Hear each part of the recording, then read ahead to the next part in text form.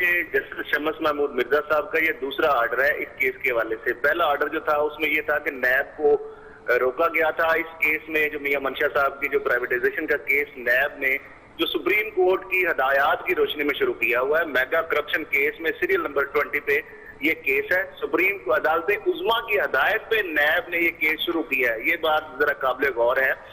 और उसके ऊपर मियां मंशा साहब को क्वेश्चनर दिया है जिसका अभी तक वो जवाब नहीं उनके पास है ही नहीं और दे नहीं पा रहे। उसके बाद मजीद एक उनको क्वेश्चनर भी दिया था। 2 दफा मियां मंशा साहब वहां पे रूबरू पेश हुए हैं। बाकी जो एमसीबी की निजकारी के वाले डायरेक्टर्स हैं वो भी पेश हुए हैं। और मियां मंशा साहब ने पेशी के बाद ब्लूमबर्ग एक मौकर जरीदा है बैनुल-अक़वामी बिजनेस के हवाले से बड़ा, उसमें मियां साहब ने जो वहां पे स्टांस लिया, ऑन रिकॉर्ड है, वेब पे भी अवेलेबल है। उसमें मियां मंशा साहब ने कहा जब मैं नैब में गया तो मेरे बहुत सारे वहां पे फ्रेंड्स थे, मैंने चाय की प्याली पी और उन लोगों ने अपने अंदर मुझे खुशी महसूस की और मेरे साथ उन्होंने तस्वीरें बनाई। एक तरफ तो उनका ये पॉइंट ऑफ व्यू है, लेकिन अदालत में आज उनके जो वकला पेश हुए और दूसरे जो डायरेक्टर जवेद इकबाल के एमसीबी के, उन्होंने कहा कि नैब उनको ह्यूमिलिएट करता है और इनको अस्तना दिया जाए, इनको ना नैब बुलाए। अब इस हवाले से मुझे तो ये, मैंने जो वकला से बात की, मेरे लिए तो ये हैरानकुन बात है कि नैब एक इदारा है, वो काम करना चाह रहा है।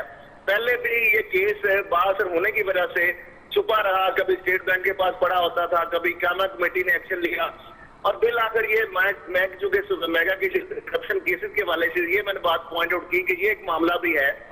तो सुप्रीम कोर्ट की हदायत के ऊपर ये नैब ने तहकीकात जब शुरू की तो पहली तो बात यह है, जब मेरी वकला से बात हुई है कि ये नैब के इख्तियार को चैलेंज किया गया है और नैब के इख्तियार को जो चैलेंज करने का इख्तियार है वो डीपी है और डीपी के अलावा सिंगल जज उसको नहीं सुन सकता। ये जो सीनियर लायर है या आईनी माहिरीन है, कानूनी माहिरीन, उनकी से मेरी बात हुई है कि ये मामला, पहली बात तो ये यहाँ पे यानी जुरिस्डिक्शन का ही इशू है, लेकिन बगैर नोटिस दिए पहली दफा ऑर्डर दे दिया गया कि 20 अक्टूबर तक जो है इसको डिसीजन ना दिया गया, नैब को डिसीजन देने से रोक दिया गया, जबकि सुप्रीम कोर्ट में नैब अंडरटेकिंग दे चुका है कि 15 नवंबर 2015 तक इस केस को हमने फाइनलाइज करना है।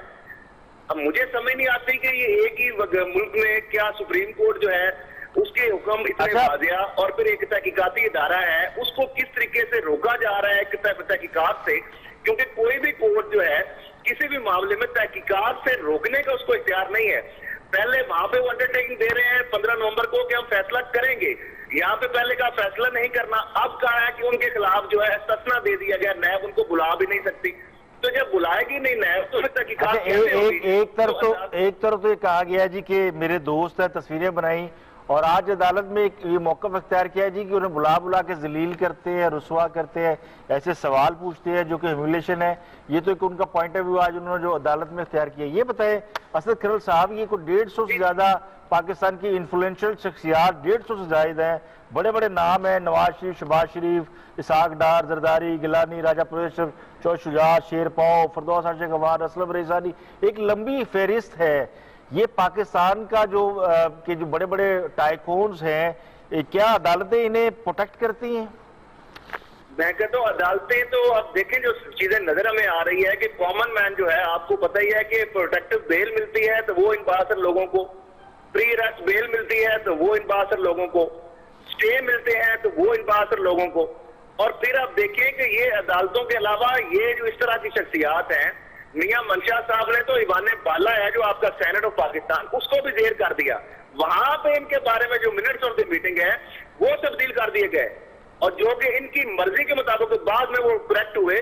और फिर स्टेट बैंक ऑफ पाकिस्तान को हम अप्रिशिएट करेंगे, कम अज कम उन्होंने ये पॉइंट आउट की और स्टेट बैंक ऑफ पाकिस्तान ने ये नैब को सारे फोल्डर भेजे और उन्होंने ये लिखा, बीइंग रेगुलेटर लिखा कि आप ही तहकीकात करेंगे और आपके एंड पे है। ये एमसीबी वो फ्रॉड है जिसमें एमसीबी के पैसे से खरीदा गया। अच्छा, ये जितने और डीजी सीमेंट का भी यही कहानी है, डीजी सीमेंट जो खरीदा गया उसमें भी उसके शेयर जो है उससे खरीदा गया। अभी आप रिसेंट देखें कि $5 लाख जो है अटेम्प्ट के ऊपर अयान अली 5 बार जेल खा दी, अभी तक उसका मामला चल रहा है। मियां साहब जो है $मिलियन जो है उन्होंने जो सेंट जॉन जो क्लब एंड होटल खरीदा है उसके ऊपर FBI जो है इंटेलिजेंस एंड इन्वेस्टिगेशन का नोटिस सामने आपको वो भी सामने आ चुका है कि उन्होंने बताया कि इन्होंने वो अपने डिक्लेयर भी नहीं किए और उसमें मेरे पास वो डॉक्यूमेंट्स मौजूद हैं जिसमें इनकी हसन रजा मंशा है, तो ये इकरा मंशा की मलकियत भी है कि वो मिलियन ऑफ डॉलर बाहर कैपिटल फ्लाइट और हवाला हुंडी मनी लॉन्ड्रिंग में आता है। मियां साहब के ऊपर 5 दिन उनको जेल लिखाई और वहां पे अयान अली 5 लाख सिर्फ डॉलर की अटेम्प्ट की है, 5 महीने जेल रह गई। तो ये समझो डबल स्टैंडर्ड जो नहीं होने चाहिए।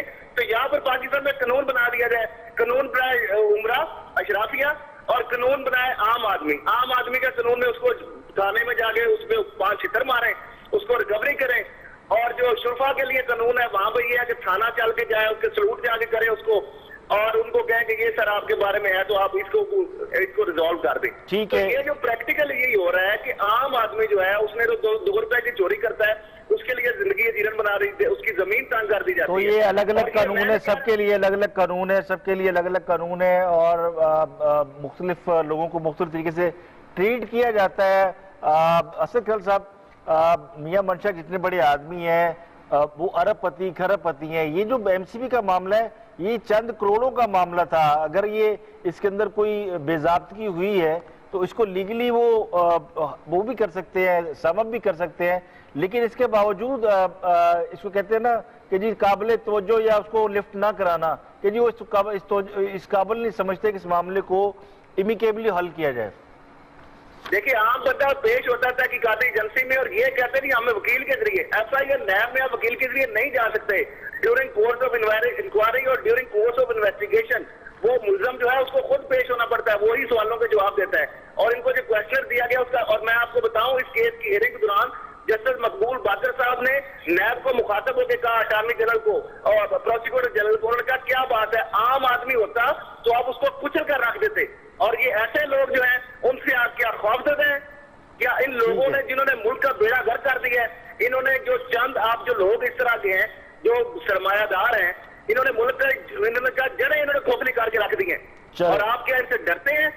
यानी डबल स्टैंडर्ड। और उनका इंक्वायरी इसकी हो चुकी, आप इसकी इन्वेस्टिगेशन। अच्छा, दोस्तियां भी होती हैं, ताल्लुक भी होता है, रिश्तेदारियां भी होती हैं, तो शायद जो हुक्मरान तबका है वो बिजनेस तबके से दोस्ती भी रखता है। वजह